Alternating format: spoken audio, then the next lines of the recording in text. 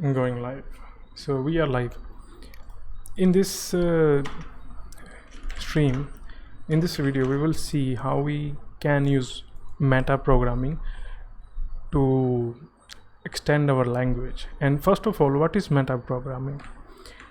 So metaprogramming, let's say we want to extend, or I think it's easier to just give you an example what is metaprogramming, and then we will look at it, how it kind of works, right? So Clojure have this concept of code.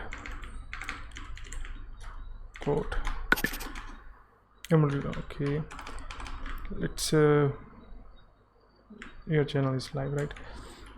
So let's go to Clojure and okay, so it's code.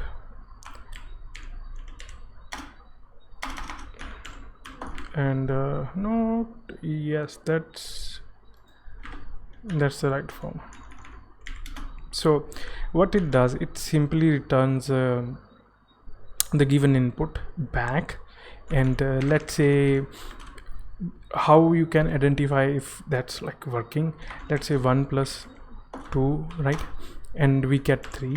If you're new to Clojure, basically in Clojure or any Lisp, the first argument is function, right? So you do this, and now if you want to get type, let's get the type of this expression. You get a long, and by default the integer is long in Clojure. Now if you add simple this single quote, and you will see the type is persistent list, and it's not so basically it's not evaluating this whole expression, and it's just returning that expression to the function. So now what we're gonna do, and that's exactly how the code works, right? So code is just calling this, but it's a function, right? So we have that, and let's play around with the simple thing called cons. Cons is used to prepend item to the list. So we have 1, and we create a list 1 2 3. Now if we just run this, we will get error, because remember, in Clojure every first call inside the expression has to be a function, and now it sees integer, or long as a function. It kind of gives us error. Now let's do this, and we get one prepended, right? So let's add plus, so, and let's see what we get. Now we get 1 plus 1 2 3, and now let's create a let expression, and declare a variable, declare a let binding, and let's call function. And so the function we're going to use is we're gonna quote it, and let's create a asterisk sign, right? Now next thing we have is expression, or let's call it expression, and expression 1 2 3. Now clear this thing out. Maybe if we can write in a text file, it will be much better, and let's just do that. We're gonna do this in here, right? So also we will be able to format this, right? Now we have that. Also we want to code this expression, right? Now so let's suppose we want to change this first call with the with this operation which is used for multiply, right? Okay. And what we're gonna do, we're gonna say new expression, right? And or maybe more like args. And one thing we're gonna do, we're going to take all the expressions from this file, right? And rest we're gonna simply skip this first item, and rest function will return us everything except the first item, right? So we call that, and let's see what we get, right? So it's like saying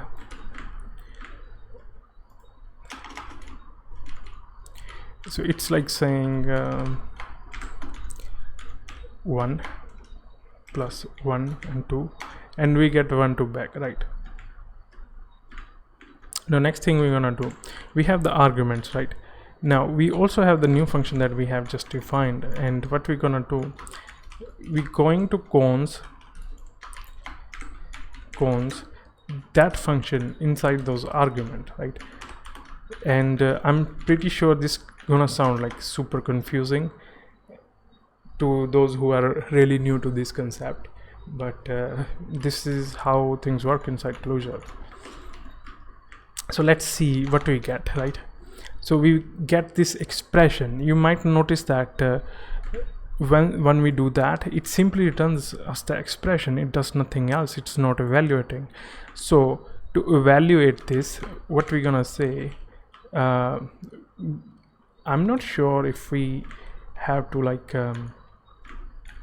let's def n, or more like a def, right? So def would be,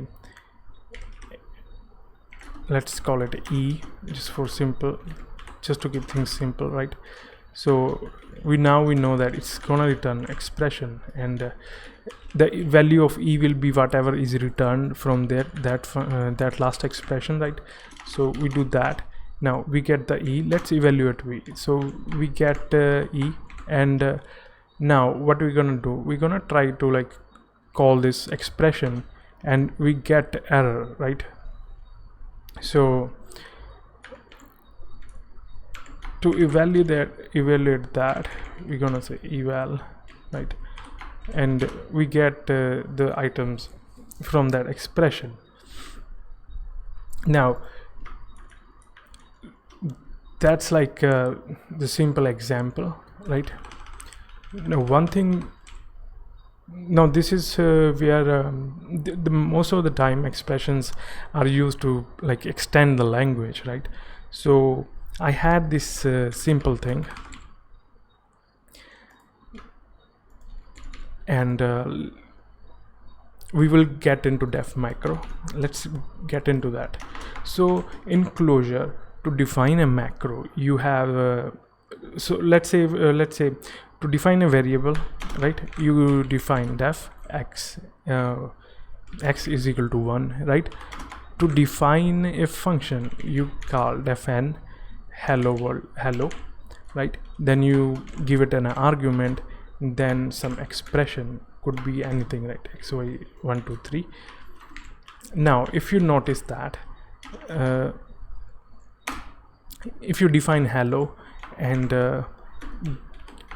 quote this whole expression and call expand macros, expand, let's expand, let's see, please expand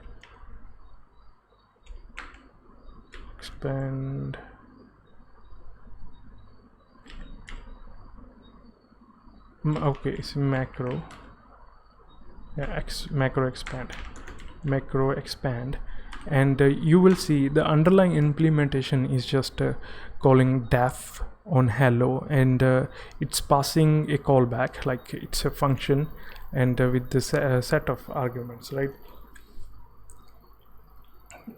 This is how Clojure defines function. You can read more about fn and so on. Now let's see how it does. Like, so we're gonna def macro, right? And we will say that def macro is gonna take a method name, and let's call it def API, or maybe endpoint or something like that, endpoint, right? and it's gonna take arguments, right, for obvious reasons, and it will return something. And yes, let's give it argument method, right, and arguments.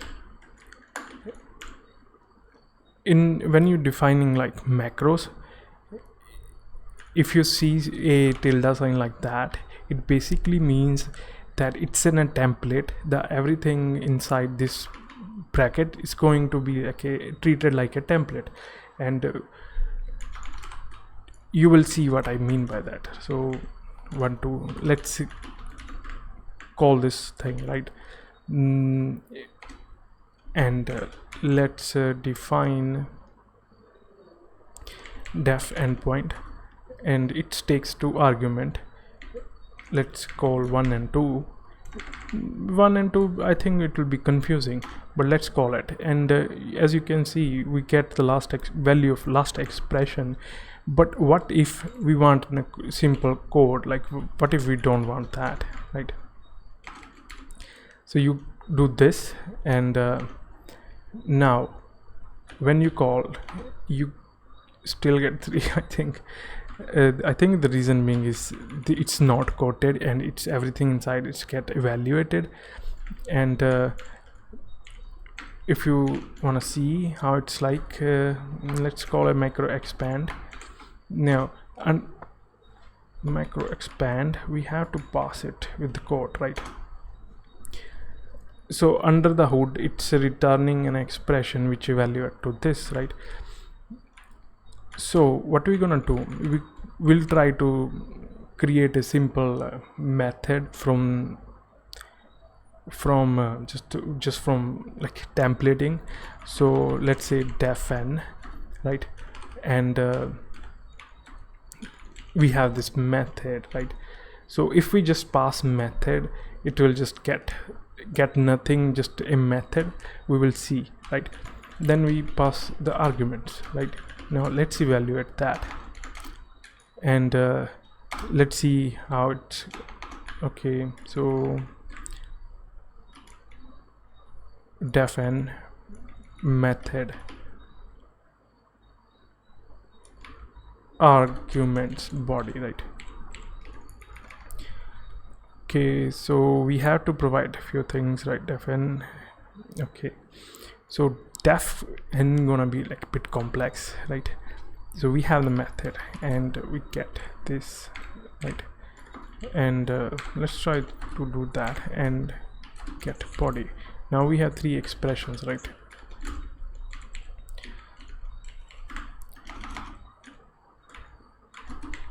And before we do that, let's print that. Now, okay, we still get some error, right? So function name, right? So that error is returned because the def n argument, the method. Okay, so let's try with let's keep things simple, right? And we will get anything evaluated. Now if we just pass that, okay, so basically the thing is, anything that we pass in as a method name, to evaluate that we have to use this squiggly bracket. I don't know what it's called, maybe tilde, I don't know. So we basically, this expression, it simply evaluates the value, right? So let's say we in def endpoint we pass like hello, right? So the whole body of this def will become, let's replace this with hello, right? So it will be something like hello, right? So this is what it does. It basically evaluates the values inside the template. Now let's get rid of that. Maybe we want to keep that, never mind. So we have this body, and so the same goes for body, and let's see what we get back, right? So we define this macro and we try to expand it, and as you can see we get 3 and 3, but there is a catch. We should have something like Let's say we don't call micro expand. If we don't call that, we will simply get an error, because if you define 3 as 3, we simply get error, right? So it evaluates and we get errors. You can test it by just simply calling that, and we get the same error, right? I'm pretty sure it's confusing, as it has to be confusing, right? So we say hello, and the next thing we pass it a body, and if we pass 1 2 3, let's see what we get, right? We get this, right? And this is how you like define macros inside, or maybe it's like general overview of how macros work. And if you, let's get rid this and let's evaluate that, and we do get hello, and the value will be 4, right? And let's say awesome, or maybe test, or T, because test is already defined, so T, and we get value defined to T. And let's try X. X is undefined. If we can define endpoint X to be this, and we do get that.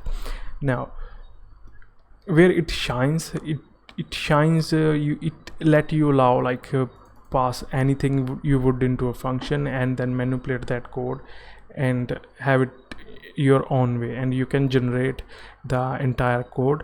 For example, in this scenario, we were checking like clear error validation, and I noticed that it will be much better to just add a API to some spec, right? So we will send it some extra metadata to the request, and if the data is valid, then this code will be executed, and so on so forth, right?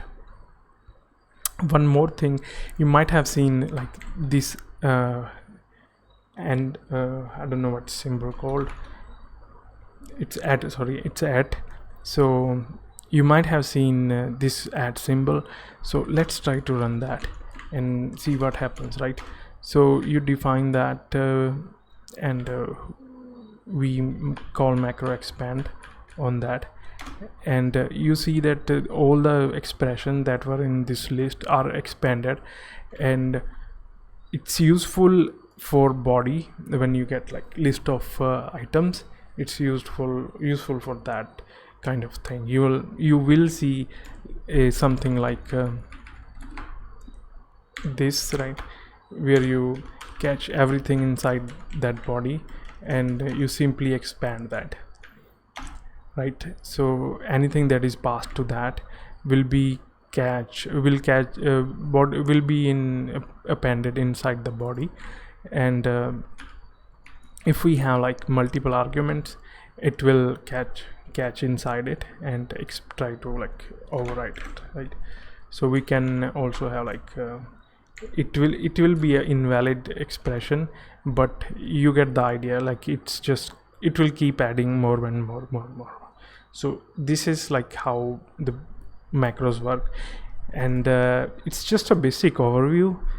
And what is going on the compiler side, right? In function, when you define a function, you simply get arguments, and in macro we take code as data. That's why in Lisp, or you get code is data and data is code, and that's like the basics of macro, right?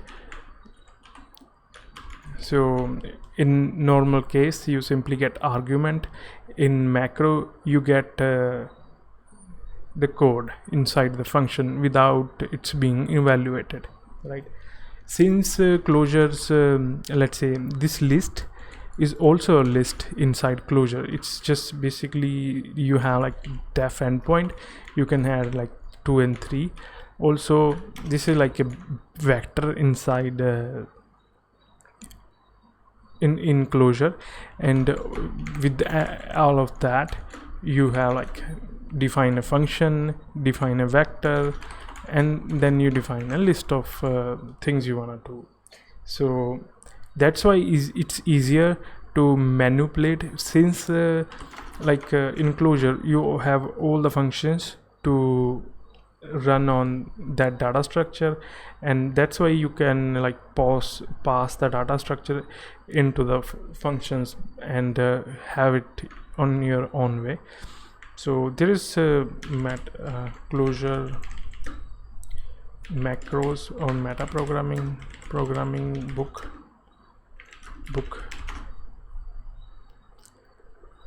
Programming. So there was also a very good book on this topic alone, and programming Clojure. I think Clojure books recommendation books.